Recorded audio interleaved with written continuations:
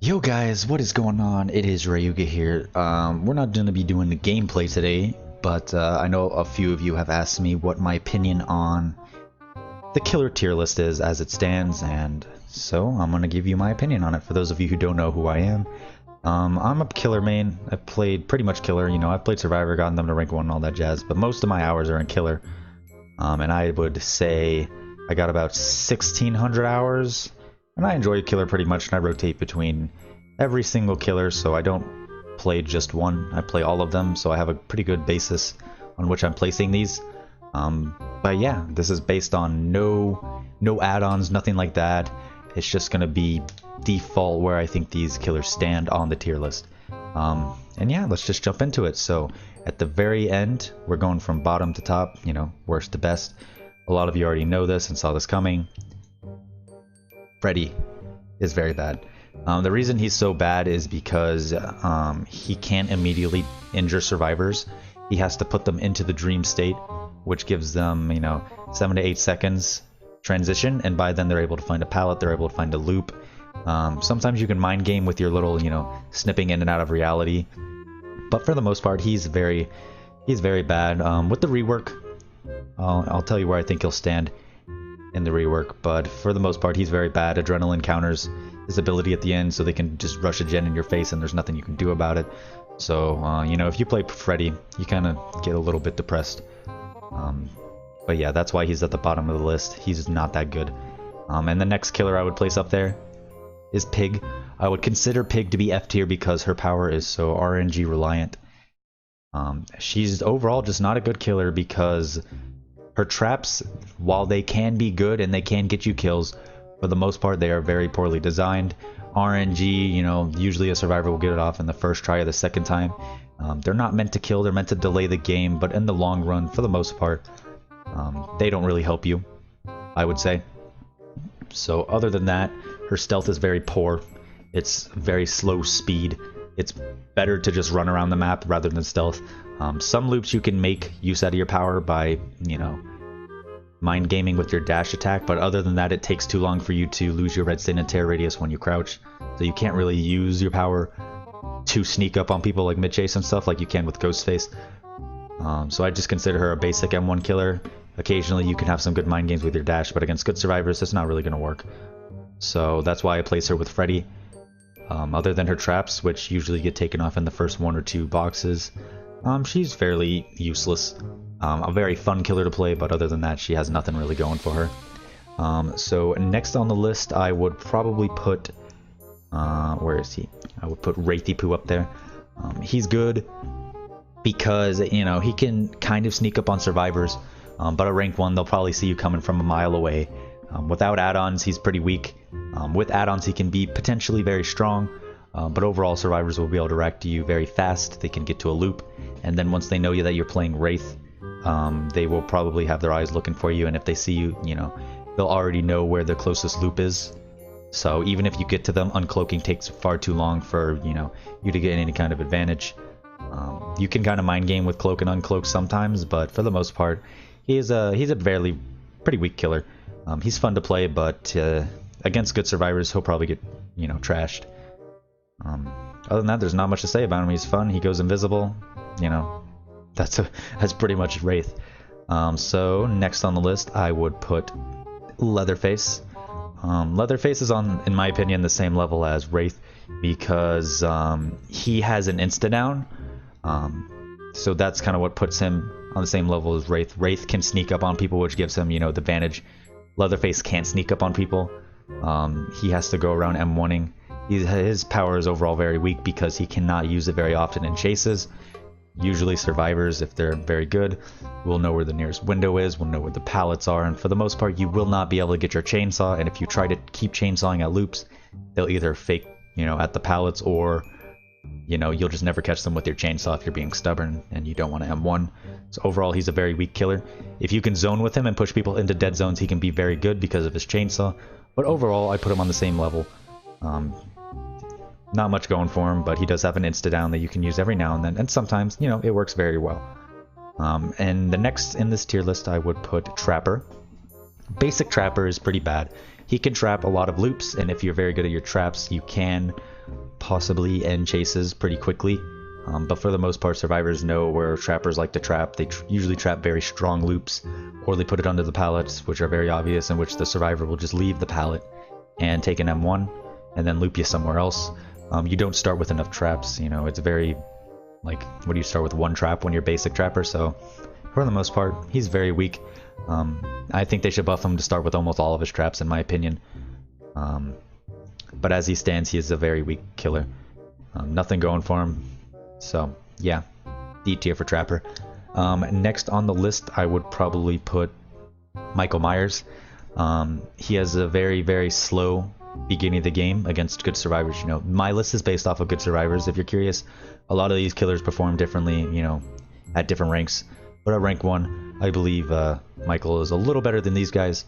His beginning game is very slow because he has to stalk. But mid-game and end-game, he can be very strong because he can snowball. But the reason I still place him so low is because it takes him so long, and other than, you know, his fast vaulting in tier 3 and his longer lunge range, for the most part, he can be just looped like a normal killer. You just have to be a little more careful. Other than that, you know, you just loop him like normal. He has a great snowball potential, but for the most part, I don't think you're going to do very well against good survivors. But other than that, he's still very strong in certain circumstances. And then next to Michael, I will put Doctor. I would honestly put Doctor higher on this tier list if he had a more consistent power. The reason he's bad is because his power, it's really inconsistent. You know, you can shock them before they even reach the window, but they'll be able to vault the window anyways. You know, stuff like that. His power can cut loops off, you know, very good. But other than that, he's fairly weak. But I'd put him on the same level as Michael. If you're good with Doctor, you can make some good plays with him. I would like to see them buff him to maybe have a longer default shock, as well as the charge time reduced. That would kind of bump him up. I think he would be a very good killer. But overall, he is not too good just because of his inconsistencies. But he could be decent, you know. That's why he's kind of above these other killers, but he's still, you know, not anywhere near the top. So our next tier list has a lot of the other killers. So first in this tier list, I would put the Plague. I think the Plague is very good because even if, you know, the survivors don't cleanse, which is pretty frequently what they do at rank 1, you can still injure everybody, you can break them. So instead of having to go a full, you know, double M1 chase, everybody will remain injured, and it will be very easy for you to, you know, get it down if you are good at mind games and good at loops. So that's why I put her up there. Everybody's broken. And then people on gens also will get the gen 6, so you kind of know where people are. So she kind of has a good presence. And then if people cleanse, you know, she can go straight up ham. You know, she's a god whenever people start cleansing. So she's overall a very good killer, but her power is too survivor reliant. The fact that she has to M1 against pretty much rank 1 survivors is why I put her in B and not A. She also lacks a lot of map control. So overall a very strong killer, but too dependent on survivor, you know, interaction with her. And then next on this list we will do Legion.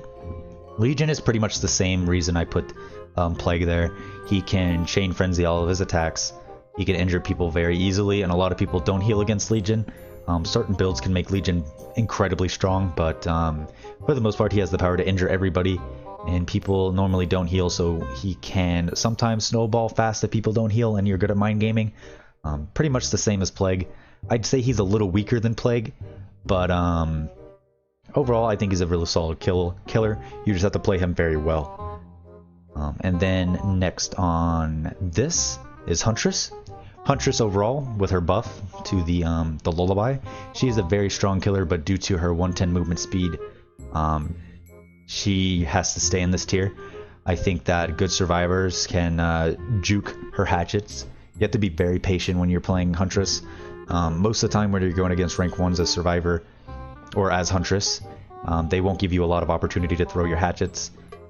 So it's pretty much a gamble. Will a survivor throw the pallet? Will they stop at the pallet? You know, which way will they juke? A good Huntress can definitely destroy a team, but overall her power I'd say depends on the player, but rank 1s kind of make it very hard, and she has like no map pressure whatsoever. So that's why I put her at B, because she can snowball. She has long range attacks with the plus. Her humming can kind of confuse you. You can get in close with the new buff, sometimes get a free down. Other than that though, she's kind of meh. Against a good team you'll probably get crushed, but she's still a great killer. Now we're gonna jump into the next one, which I would put Clown in this tier. I think he is in this tier because he can end loops incredibly fast if you're a very strong Clown. A lot of people will disagree with me and say maybe Clown should go in C, but I still think he's on the same level as these guys because he can be very annoying, he can be incredibly strong, he can cut off loops very, very fast, and overall I think he's just a good killer. Fairly annoying to go against because he makes you drop pallets very fast, which if you do, it kind of makes him a little bad, but still, you know, I'd say he's a pretty good killer. An M1 killer that can just cut you off short of loops. There's not much else to say about him. His reloading can take a while, but I'd say you need to, instead of reloading after you hook survivors, you need to go to a gen, push people off, and then reload, and then chase them. But his ability to cut off loops is very strong, so this is why I put him at the tier with these people, or killers, whatever you want to call them, humanoids. Next on the list, I will put Ghostface in this tier as well. Ghostface is kind of weird. I think he's a lot stronger than Michael Myers because his stalk is not inhibited by, you know, stalking over things or stalking long distance. His stalk can go incredibly far. You can 99 people. The best part about his power is you're very easily able to sneak up on survivors and get a free M1 even if you're not using your power. But if you 99 people, it can get even stronger. That's why I put him on this tier, because if you play him right, you can definitely get a lot of easy downs. You know, stalk some people to full, go M1 somebody else, hook them, go after somebody else, you know, expose them, down them. If you're good at mind games, you know, the 45 seconds shouldn't pose a problem because, you know, you should be able to get them. Sometimes you can't, but overall I say he's still a very good killer. His ability is better used to hide your red stain in loops because you can pretty much fuck a survivor over like that. But yeah, his stalk comes in handy a lot of the time, and I'd say he's a lot better than Michael Myers just for that reason. Michael Myers has ability, like his ability is better snowball potential than Ghostface, but Ghostface's power, in my opinion, is more consistent than Myers. And you can, your stalk is just so much better. It's like incredibly better. But yeah, let's jump into the A tier now. So for the A tier, I would put Spirit up there. She is a great killer because she can teleport across the map. She can pretty much ignore all loops. And overall, she's a great killer. If you're good at mind gaming with her and you're good at tracking survivors like footsteps and all that stuff, she can be an incredibly good killer. Iron Will destroys her power. So if somebody's running Iron Will or if multiple people are running Iron Will, it can be very hard. You have to rely more on the sound of the footsteps rather than the sound of the survivor. But her ability to ignore loops makes her incredibly strong. And yeah, that's pretty much all I got to say about her. Overall, very strong killer. Her map pressure can be a little weak depending on the maps and how big it is and when you choose not to use your power. I do think she's a little stronger than Hillbilly because she can ignore loops while Hillbilly cannot ignore loops. So she's stronger than Hillbilly, but Hillbilly is also on this tier because he has, in my opinion, the best map pressure in the game because he can pretty much zoom from gen to gen. Blink can contest him on that, or Blink, Nurse can contest him on that because, you know, she can teleport, you know, across the map, but her fatigue makes it to where she can't get to it as fast as Billy, in my opinion. So I'd say Billy is a little better, and his ability to insta-down is, you know, always fantastic. But against rank 1 survivors, you probably have to M1 as Billy, but you can get across the map, you know, shred survivors if you push him into a dead zone. Overall, he's a fantastic killer, and he is a little weaker than Spirit, but they're both very good killers. Unpopular opinion, Hag is definitely next to these killers. I think Hag is a little stronger than, I'd say she's stronger than Hillbilly. Her ability to trap the map and have pretty much the entire map be a minefield is amazing.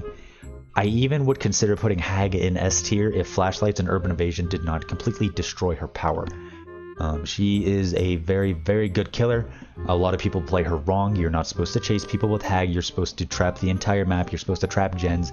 You're supposed to pretty much force survivors, you know, in positions where they will always be triggering your traps. And so what you do is, you know, you teleport to him, you hit the survivor, you know, you reset your traps, and you repeat. And using this method, once you hook somebody, you pretty much have a guaranteed snowball.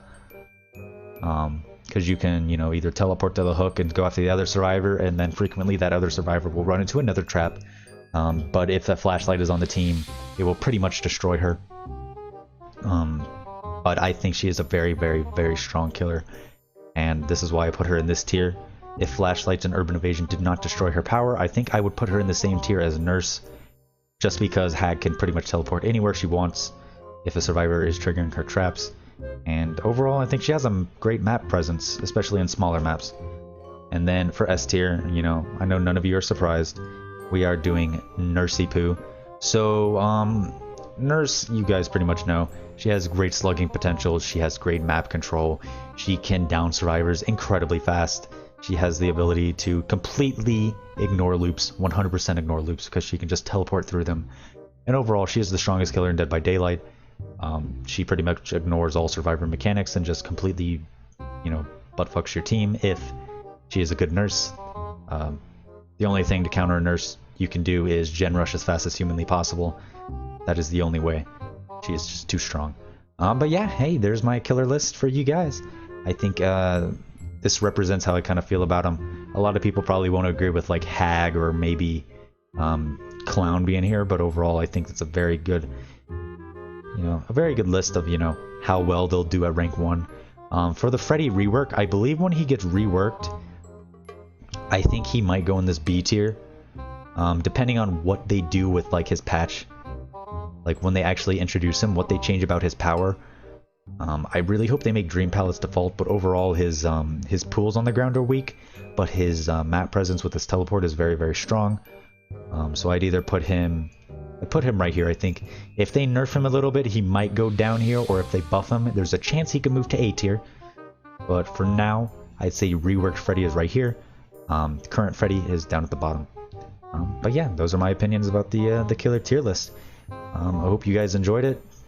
You know, this is just from me playing shit ton of killer. I play every single killer, you know.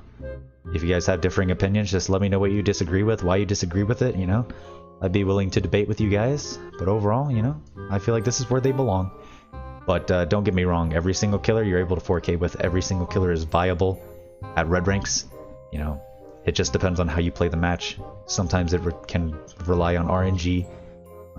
Sometimes it can rely on, you know, survivors making mistakes.